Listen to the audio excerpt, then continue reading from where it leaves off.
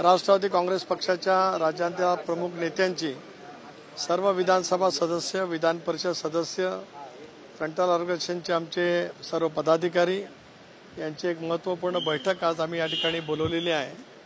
या बैठकीमध्ये आगामी येणाऱ्या लोकसभेच्या निवडणुका ज्या ठिकाणी आम्ही लढण्याची शक्यता आहे त्या ठिकाणी नेमवायचे निरीक्षक, निवडणुकीच्या तयारीच्या दृष्टिकोनातून ही पूर्व बैठक त्या ठिकाणी आहे। आणि आजच्या बैठकीमध्ये आगामी येणाऱ्या निवडणुकीसाठी महायुतीचे उमेदवार 48 जागांवरती लढणार आहेत। त्या ठिकाणी पक्षाचे निरीक्षक, पक्षाचे प्रमुख नेते त्या ठिकाणी नेमणं हा आजच्या बैठकीचा पाठीमागचा हेतू त्या ठिकाणी आहे।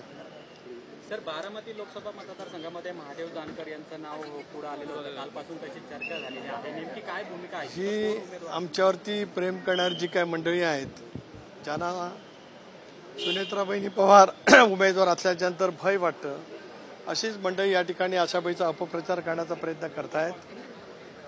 महादेवराव जानकर महायुतीमध्ये सहभागी झालेले आहेत। त्यांना एक लोकसभेची जागा देण्याचा निर्णय परवाच झालेल्या मुंबईच्या बैठकीमध्ये त्या ठिकाणी झालेला आहे। कुठला लोकसभा मतदारसंघ त्यांना देण्यात येईल याची घोषणा सुद्धा 2-3 दिवसामध्ये त्या ठिकाणी होईल। राष्ट्रवादी काँग्रेस पक्षाच्याकडे आज आता आमच्या महत्त्वपूर्ण बैठकीमध्ये मी आज राष्ट्रीय अध्यक्ष दादांच्या जवळ चर्चा करणार आहे। त्याच्यामुळे काही उमेदवारांच्या संदर्भामध्ये घोषणा केव्हा करायची या बाबतीमध्ये सुद्धा आज या बैठकीमध्ये चर्चा त्या ठिकाणी होईल।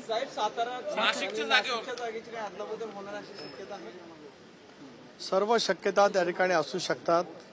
अमित शहा यांच्याजवळ बैठक झाल्याच्यानंतर राज्यामध्ये 48 लोकसभेच्या जागांना सामोरं जात असतानाच 45+ आमच्या सर्वांचं उद्दिष्ट आहे।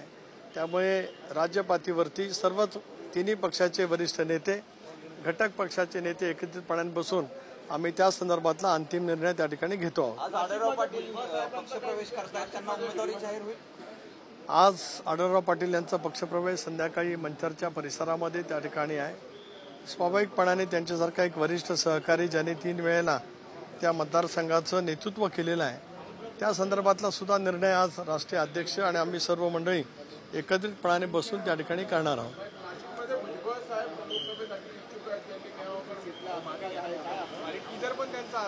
भुजबळ साहेब पक्षाचे वरिष्ठ नेते आहेत। गेले 40 वर्ष महाराष्ट्राच्या राजकारणामध्ये त्यांचं योगदान मोठ्या प्रमाणावरती त्या ठिकाणी राहिलेलं आहे। अशा वेळेला भुजबळ साहेब त्यांच्या सर्व सहकार्याची चर्चा करत असतील तर तो त्यांचा निश्चितपणाने अधिकार त्या ठिकाणी आहे। महायुतीचे सर्व वरिष्ठ नेते मंडळी बसून या संदर्भातला सुद्धा निर्णय 1-2 दिवसामध्ये निश्चितपणाने त्या ठिकाणी घेतील। उमेदवार शोधण्यासाठी 3 महिने गेले, कारण अजितदादांनी आव्हान दिलं होतं अमोल कोल्हेंना तिथं निवडणूक निवडून आणून देणार नाही। 3 महिन्यानंतर आता आढळराव पाटलांना परत उमेदवारी देतात। एक असं आहे की राजकारण हे खूप प्रवाहित त्या ठिकाणी आहे। काही जण आमच्याजवळ संपर्कात सुद्धा होते, वेळोवेळी त्या संदर्भामध्ये चर्चा सुद्धा त्या ठिकाणी केलेल्या होत्या, पण त्यावरती काय मला भाष्य अधिक त्या ठिकाणी करायचं नाही।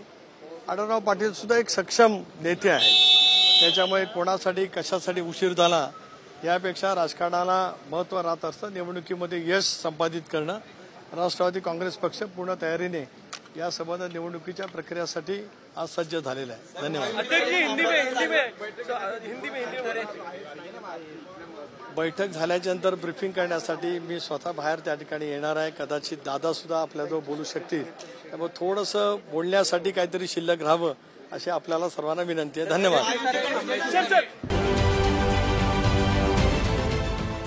देश विदेशातील प्रत्येक घडामोडींचे लाईव्ह अपडेट मिळवण्यासाठी आता साम टीव्हीच्या सर्व सोशल मीडिया प्लॅटफॉर्मला लाईक, फॉलो आणि सबस्क्राईब करा। तसंच सर्व नोटिफिकेशनसाठी बेल आयकॉन प्रेस करायला विसरू नका।